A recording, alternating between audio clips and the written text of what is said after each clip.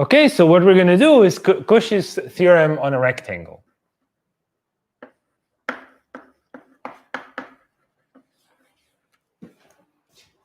Okay, so we're going to start with Cauchy's theorem on a rectangle. And so let's take a rectangle R, right? This will be inside a complex plane, and it'll be the set of points, right? We can think of it as X is between a certain A and B, right? Or real part of Z, and Y is between, right, certain C and D, right? Where, I mean, always, right? We think of Z, right? We sometimes use this notation, either Z or X and Y to describe the set, right? So we should think of it as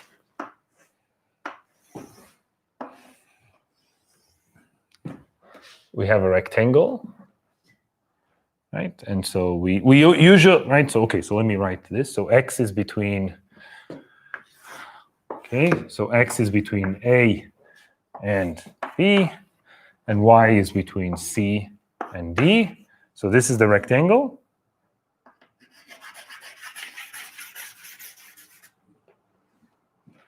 Okay, so rectangle, a rectangle R. Oh, this is too wet. Right, this is the rectangle. Okay, and when I say I want the curve that surrounds the rectangle, right, the boundary, this is the curve that goes around the rectangle, right? So this would be this curve. Now, we always tend to assume, right, this can mean two things, right? It can mean the set of the boundary of the rectangle, or it can mean the curve. And when we think about the curve, we usually think of keeping the rectangle on our left, right? So it goes like this. So this is the curve that we mean by this. So boundary of R with keeping R on the left. Okay, I mean, of course, everything works for the other direction, but we need to fix one. Okay, so this is what I mean by a rectangle. Okay? Okay, now we're ready for the theorem. Okay, so the theorem says that, you know, it's basically Cauchy's theorem for this region. So if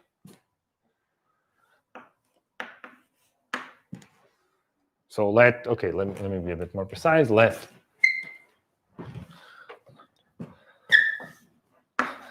R complex numbers be a rectangle. Okay, that object, right? If F is analytic, right, from the rectangle to C. Notice this is not the real numbers, right? This is the rectangle. The C is analytic.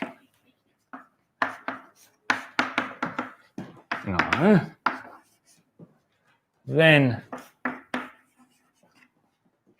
the integral of F along the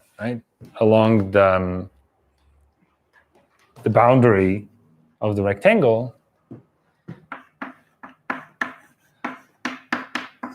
is 0. Okay, remember, for R, write the definition, because R is not an open set. R is a closed rectangle. Maybe I should add that. Okay, when I define rectangle, I defined it closed.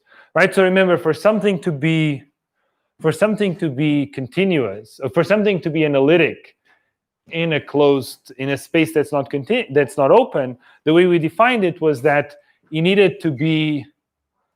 the function needed to be analytic in an open set containing R, right? So really, just as a comment, right, an observation, right, F is analytic in an open set that contains R. Okay, so you can take things like, right, you can talk about derivatives at the boundary and so on if we have to. Okay, so this is what we're going to prove today. Okay. So before I prove this, again, let me try to foreshadow some intuition. How how can we do this? What kind of tools do we have access to? Right, we can try to prove that f is some primitive, but this seems tricky, right? Because we don't have access to right, why would f have a primitive? And how do you build primitives? You build primitives by defining the primitive as the undefined integral, right? The indefinite integral over the function. But we don't have any kind yet of independence of paths, so we can't actually define it that way, right? Because how do we argue that it's properly defined, right? And so there's a few tools that we can have access to and approaches. One approach is to, or I would separate the ways to prove this theorem maybe in two different ones. One is to try to think of this in the sense of the real numbers, right? In the language of R2 to R2. And remember that, right, and to recall that these functions, because they're analytic, the real and imaginary part needed to be harmonic, and harmonic conjugates and all this. And there's theorems that relate the integral around the boundary to the integral inside, right? And maybe, just maybe, the integral inside of harmonic functions behaves so nicely that these integrals in the boundary become zero by using things like Green's theorem or Stokes' theorem or things of this type, right? Stokes' theorem is usually for 3D, but Green's theorem would be the thing you would use here. So that's one approach. One can go through. But then if you have to prove those theorems, you're sort of, in a way, back in the same, right? Back in the same problem. Another approach, and it's the one we're going to take here, is to realize that we know that constants integrate to zero because they have a primitive. We know that z, or multiples of z, right, the polynomial of degree 1, integrates to 0 because that also has a primitive.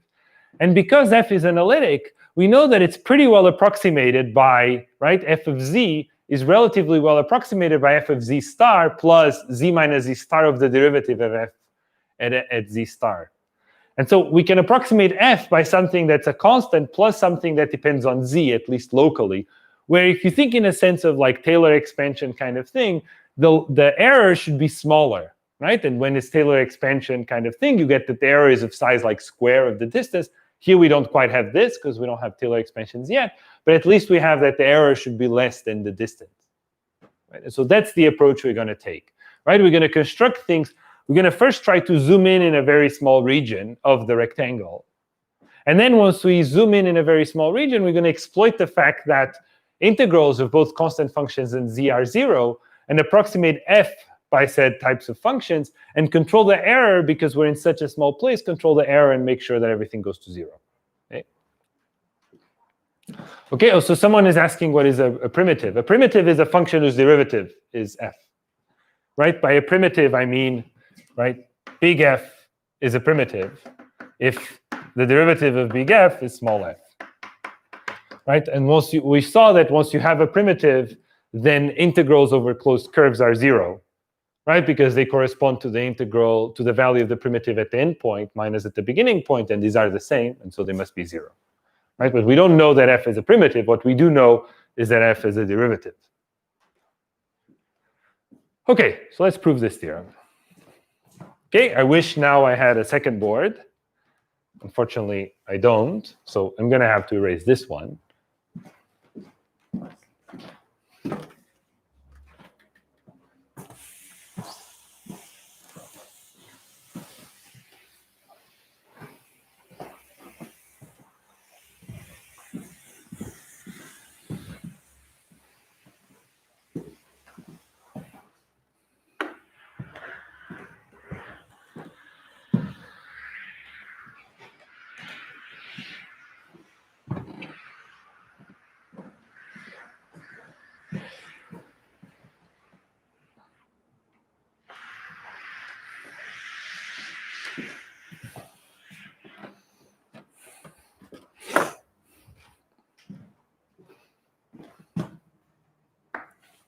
Okay, proof. Okay, let R is a rectangle, so let's let R be a rectangle. Right, and the rectangle defined by this. I don't think we'll actually need that, but let's set it up this way. Okay, So the first part of the proof is we're going to zoom in. Okay? Because we know that, right, is exactly what I explained, that we know that very close to a point, the function looks a bit like a linear function, right? A linear approximation is pretty good. But for this, we need to first zoom in. And then once we have a linear approximation, we're in good shape because we know linear functions integrate to 0 because they have a primitive. So the first step of this is to zoom in. Okay, so before we zoom in, let me just make a definition that will be quite useful. Right, so we'll call this eta of r just the integral of, right, the integral around the curve. Okay, so how are we going to zoom in? Right, so whenever there's intuition, I'll just do, so first step, right, try to zoom in a point. Okay, so we're going to do this with something called the bisection method. Right, we're going to take a rectangle and we're going to divide it into smaller rectangles. Because this is zooming in, and now we study these smaller rectangles. Right, so take a rectangle R. Right, say this is R. And now we're going to split this into 4 rectangles. Okay. And now we're going to call this, say, R1. We're going to call this R2. This we're going to call R3 and R4. Okay, so we grab this rectangle and we split it into 4 rectangles. Right, these 4 rectangles, right, their lengths are half, right, their width and height are half. Right, and the way, maybe again make use of colored chalk. Right, let me have R this way. Right, R, the boundary of R was this curve.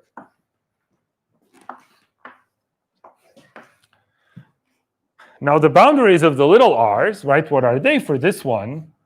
This, this, this, and this. Right, for that r, right, you always keep the rectangle on the left. Right, for this one, you see where I'm going with this. No, sorry. Right, you always keep your rectangle to your left. And so in particular, if I take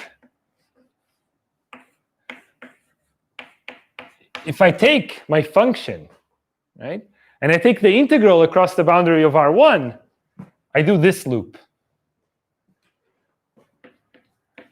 But now, if I also do it along R2, right, then I do this loop. But now these sides cancel out. Right, because I'm integrating on this curve this way and integrating on that curve that way, right? And I think by now you see, and I mean, this can be proven also with equations, but I think it's easy to see from the picture.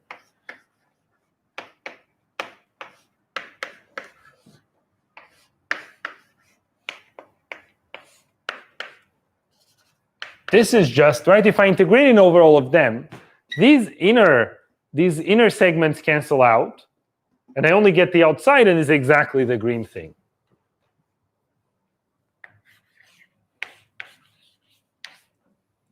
Right? Basically, the integral, right, over R of such a function, right, is just the integral over R1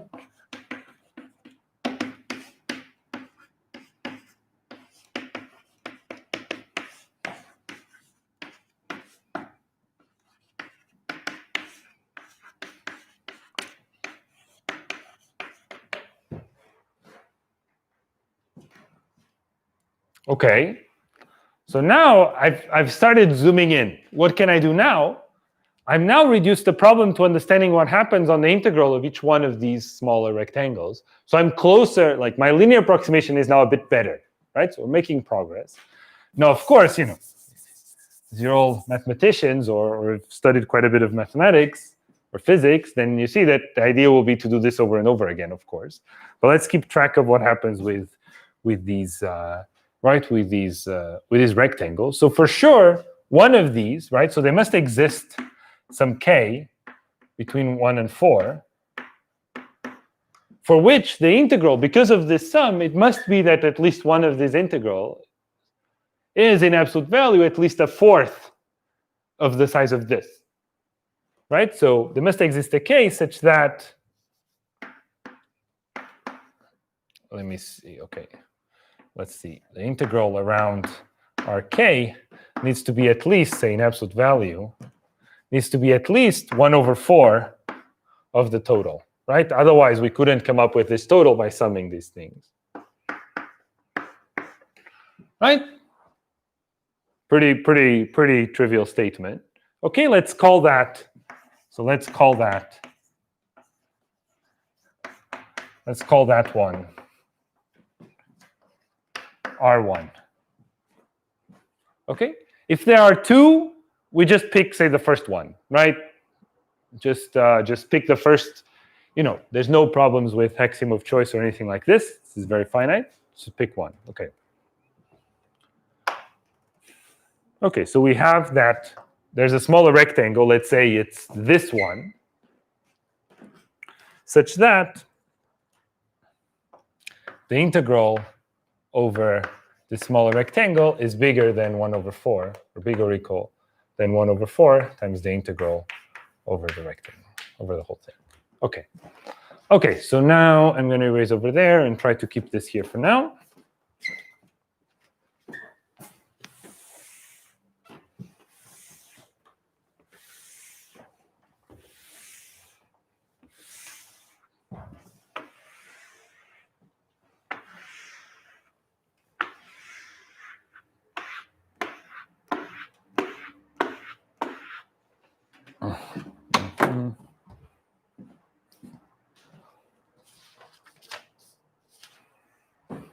Okay, now, of course, this is mathematics after all. We just repeat the process. Right? Rinse and repeat. Right? And we get a sequence of we had the original R, then we have R1, R2, and so on and so forth, all the way to Rn. Right? All of these are inside each other. Right? So R contains R1, that contains R2, contains R3, and so on. Right? Moreover, the size of each one of them by construction, by exactly the same construction, not the size, sorry, the integral over Rn needs to be bigger or equal than, right, at least a fourth of the one before.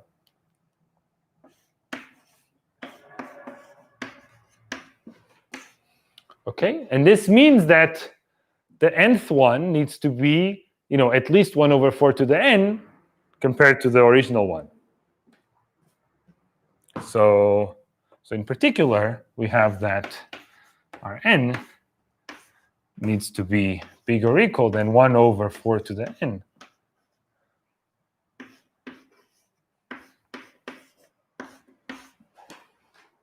Right? Where did I miss an absolute? Oh, yeah, you're right. Okay, thanks. Someone pointed out I forgot an absolute value here, of course.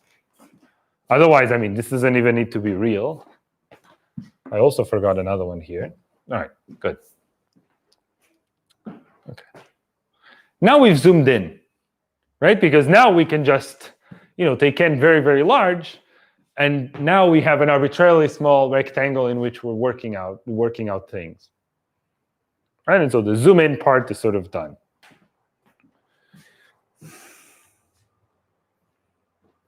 Okay, I think now I can erase this part. This is the object that matters.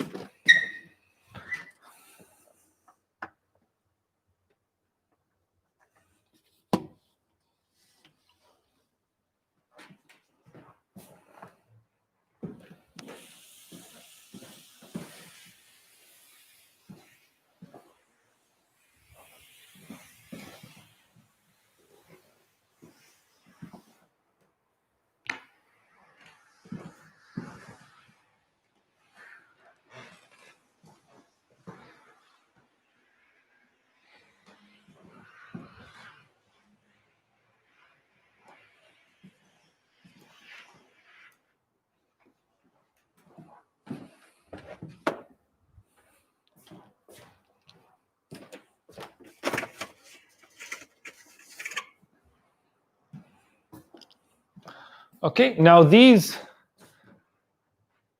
rectangles are getting smaller and smaller and smaller, right? You should keep in mind a picture like this. Right? And then maybe this gets split, this gets split, this gets split, and so on and so forth. Right, so they must converge to a point in the sense, let me be more precise, so let C star, right, inside the rectangle, such that, right, the rectangles are converging to them. Right, what I mean by this is that such that for all delta bigger than 0, there exists n such that the Rn is inside a ball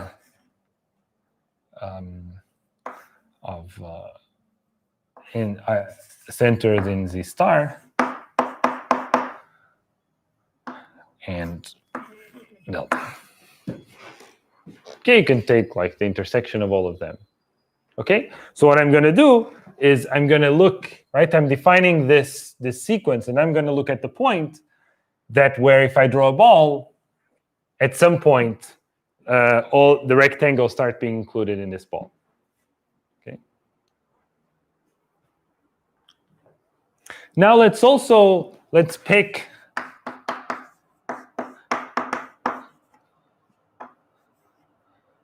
delta small enough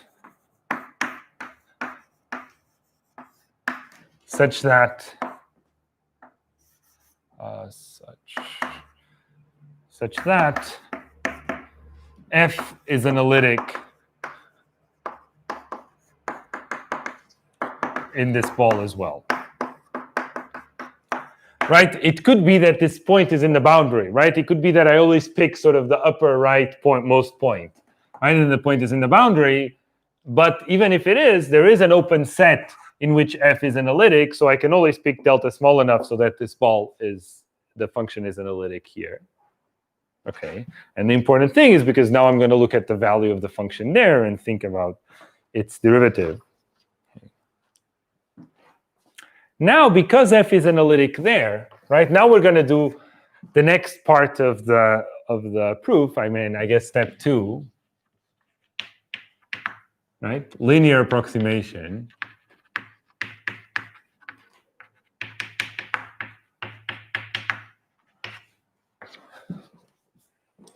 Okay, and the idea will be that for all, right, for all epsilon bigger than 0, there exists, right, there exists a delta such that, okay, let me write it. So because f is analytic in Z star, for any epsilon, for all epsilon bigger than 0, there exists some delta bigger than 0, right? And then I'm just going to take the minimum of all such deltas such that f, let me write, right, such that the limit that is used to define the derivative at Z star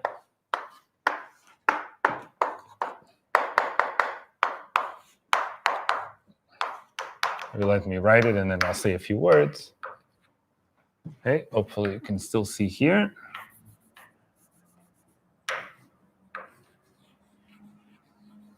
Okay. Maybe let me just write here with more space to not. Okay. Right, so for all, because the limit of f, like that defines f prime Z star exists, the function is analytic there, then for all epsilon, there must exist a delta bigger than 0, such that the difference between, the thing you're taking the limit of and the limit needs to be smaller than epsilon. Okay.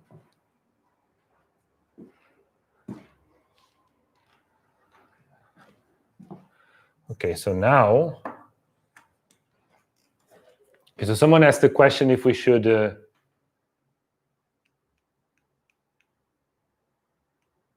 okay, so there's a few questions. Yes, I can.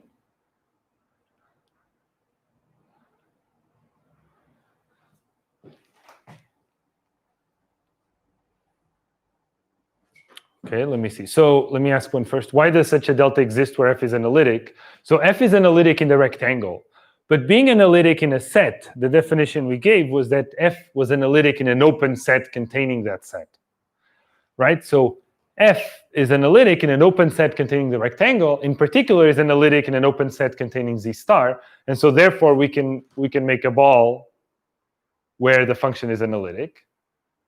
Okay, and here I'm going to have Rn be inside of the ball. Of course, I could make a bigger ball that contains Rn. No, the important thing is that it's important that Rn is inside the ball, because once Rn is inside the ball, the other ones will also be inside the ball because they're inside Rn. But yeah, you could definitely try to come up with a ball that's inside Rn, right? Another ball, but then, once I bisect more, then I might be, right? Then the ball might not be inside the smaller ones. Okay. Okay, and is this limit clear? There's a few things that I need out of this delta, but then I can just pick the minimum of all of them.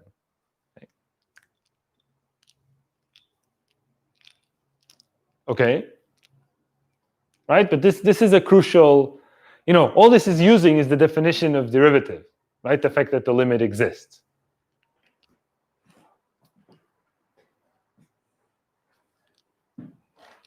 Okay.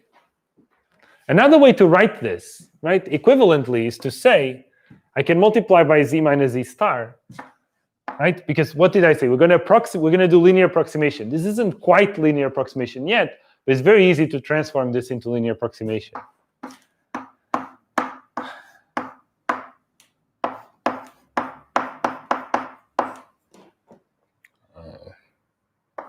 Right, I'm multiplying by Z minus Z star.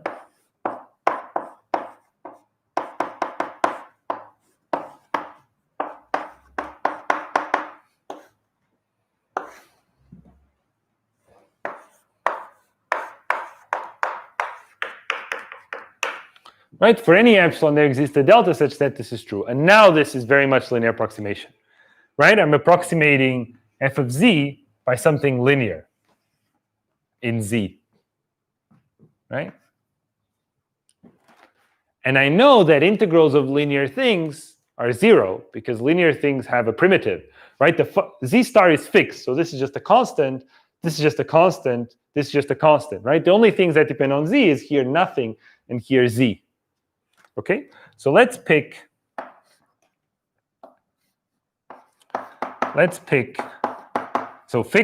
fix epsilon. Okay, so let's do this properly. Fix epsilon bigger than 0 and pick delta bigger than 0 that satisfies these two properties.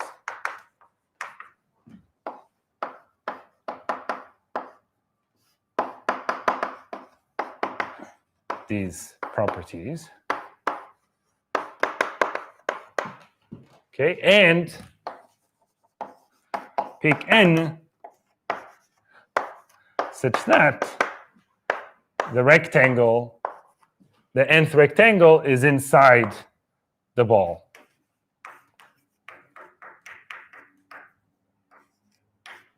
Okay, so it was quite a bit more intuitive here, but it's clear I can do this, right? So I fix an epsilon, then I pick delta such that the derivative has converged enough, and such that the function is analytic in that ball, right? I just pick the minimum of these two deltas, and then because I know that for any delta there exists an n, I then pick the n, right? So I have an n that's inside this ball.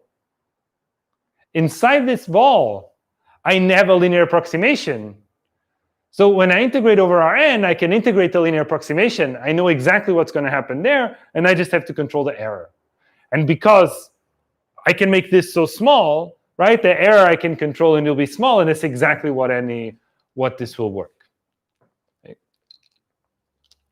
Yes, for this statement here, z is just any element of the ball. Yes. I didn't write that. Yeah, okay, sorry. I said that, but I didn't write it.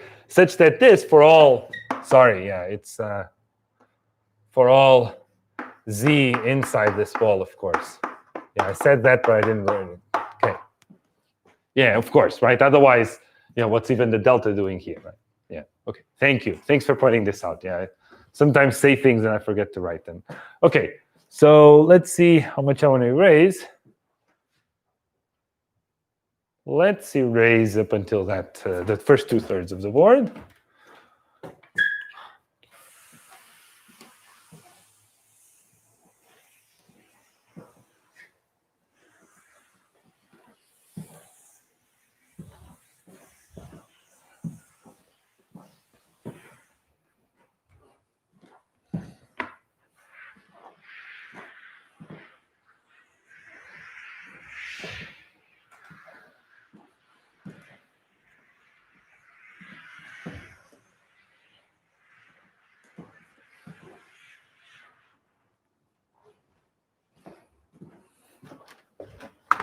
Okay, third step.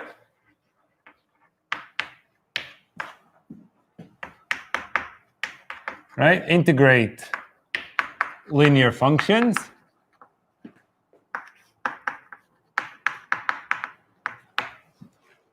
Okay, what's at yellow is just to, just a guiding, a driving principle, right? So we know that, integral gamma of just 1 dz is 0, and the integral of z dz is also 0, right? If gamma is inside some set of mega and where a closed curve.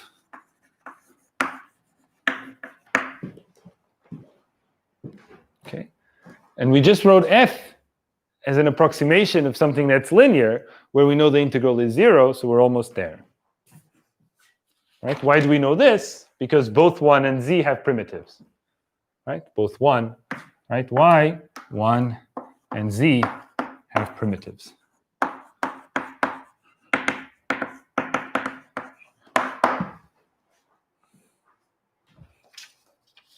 Okay, but now, if I take now the integral, okay, so I guess, right, step 4, right, use the approximation.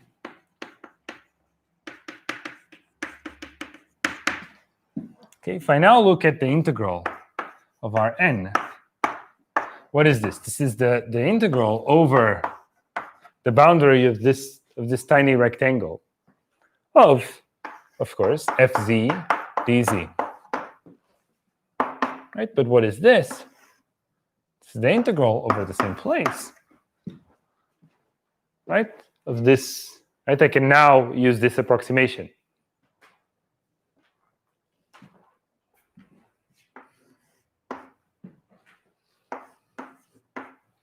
Right? How am I going to use this approximation? Well, I'm just going to subtract it, right? Because I can take the integral.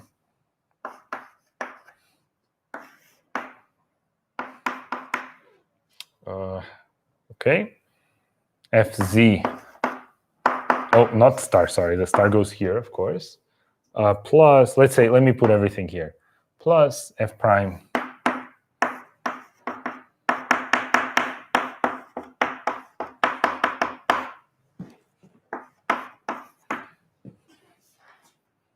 Why? Because this integral is 0.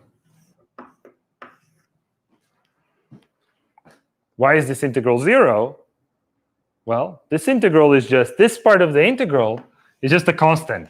I'm just integrating over a closed curve a constant, right? I'm integrating the variable z, not the variable z star. This is just a constant, right? The same thing for this term that comes from crossing these, right? It's just a constant, just like integrating the constant, right? Because constants can get out of the integral. The part that has a z on it, right, is z times a constant. The constant, again, can get out of the integral. So it's just the same thing as integrating here, and we know it's 0. So we know this integral is 0, so I can subtract it, right? There's no problem with that. Okay, but then I can move it inside the integral, of course, right? Integral of the sum is equal to the sum of the integrals.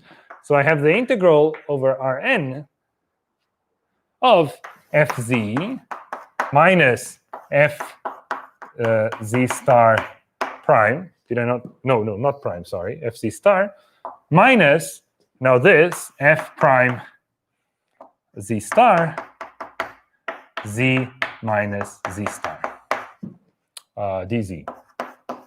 Okay. But now we know that this must be quite small, right? Because this is exactly what we have here, and we're inside the ball where this is satisfied, because the rectangle is now inside the ball. So by triangular inequality, right? By triangular inequality, what we know is that the absolute value, okay, let me maybe split my board, sorry.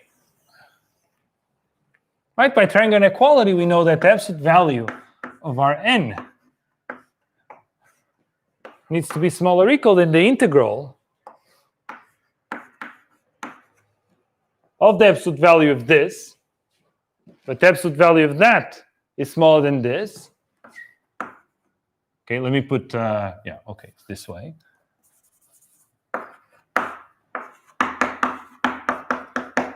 Right, but now for the triangular inequality to work, I need to take the, right, I need to take the arc length way of integrating.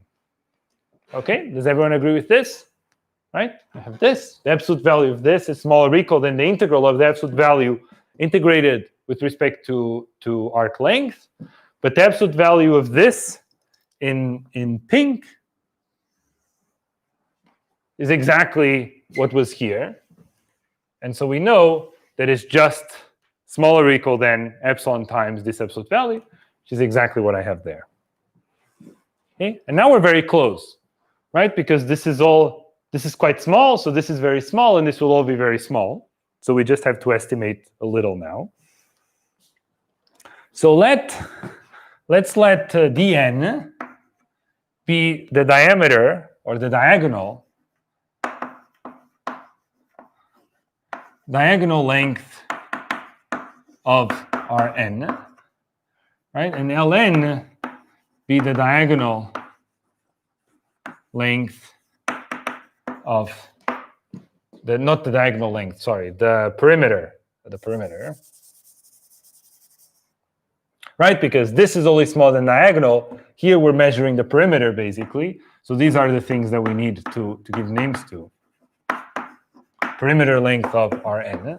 Okay, and of course, you know, D and L is just of R, right? So D is the thing for R, and L is the same thing for R. Okay, so let's erase here and let's finish the proof. Sorry, I need, I think, two more minutes. Sorry for taking, I try to avoid as much as possible taking a few extra minutes, but because of the technical issue, I think I need to take just 2.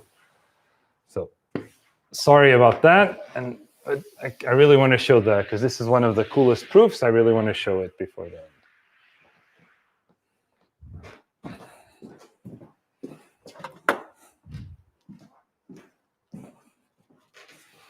Okay, and I don't want to rush too much, okay?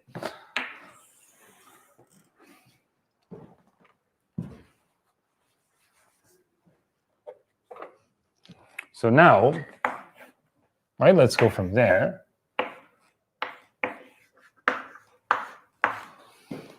So this is smaller or equal than what? Epsilon times the integral over something, right? So the integral Rn, but z minus z star, because it's inside the rectangle, it can never be bigger than the diagonal, right? This is always smaller or equal than dn. Okay, so I can just put dn dz.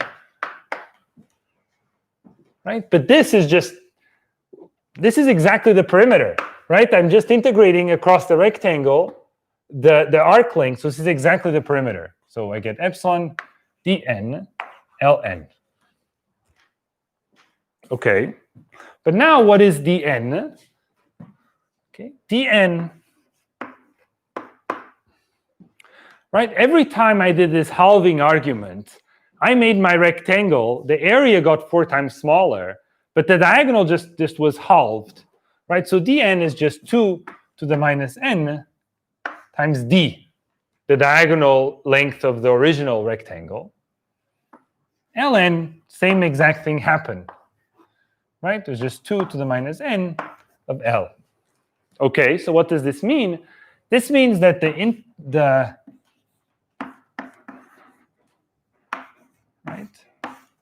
the absolute value of this integral is smaller or equal than epsilon times, right, the product of this with this, so I get the 4 to the minus n d times L. Okay, we're almost there. But remember, right, by the way we constructed Rn, the integral in R, right, the integral in Rn was bigger or equal than 4 to the minus n of the integral in R. So the integral in R is smaller or equal than 4 to the n, right, because we picked exactly the integral that had at least a fourth of the integral energy, the integral absolute value. So this is smaller or equal than 4 to the n times the integral of Rn. So this means that it's smaller or equal. Now I replace over there. The 4n's cancel, and I get that this is smaller or equal than epsilon dl. Okay? But I could pick, right? In this argument, you can pick any epsilon.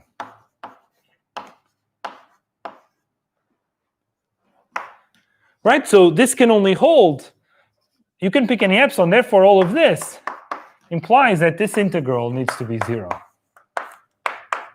Okay? And we are done. This is a very, very, I think, a beautiful argument. Right? I hope that I didn't just show it as if it was magic, that you sort of understood where the intuition was coming from to do what we did. Right? We zoomed in because we had the fact that the function has a derivative allows us to take pretty good linear approximations, arbitrarily good with respect to epsilon. This is our parameter that told us how good our approximation was. And then that parameter, if the approximation is better, then the integral is smaller, right? Because we know that integrating linear functions is 0, and the rest is an error that's bounded by epsilon. And so this allowed us to bound the whole integral by epsilon, because we zoomed in this way. And once we bound the whole integral by epsilon, since we can do it for any epsilon, because the derivative is a linear approximation arbitrarily good for any epsilon, we can make sure that this integral is 0. And now, armed with this, we can do it for many, many regions, right? Because this construction of constructing the primitive first going straight and then up, or up and then straight, ends up being the same, because in the middle, right, the thing that gets covered is a rectangle. And so this will allow us to go now into many different regions, and we'll start going more and more formally, right? But I really like this argument. This is, in fact, this argument, a cool thing is that it doesn't require continuity of the derivative, right? And this is due, I believe, to Gorsat, who first proved this theorem without requiring continuity of the derivative. Thanks so much.